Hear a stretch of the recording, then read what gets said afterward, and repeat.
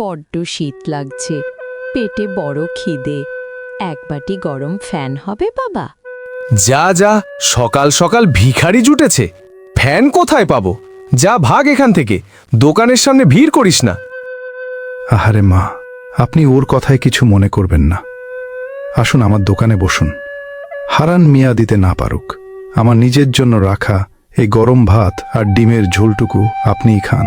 তোর মনটা বড় পরিষ্কার বাবা। এই নে, এক কৌটো মশলা রাখ।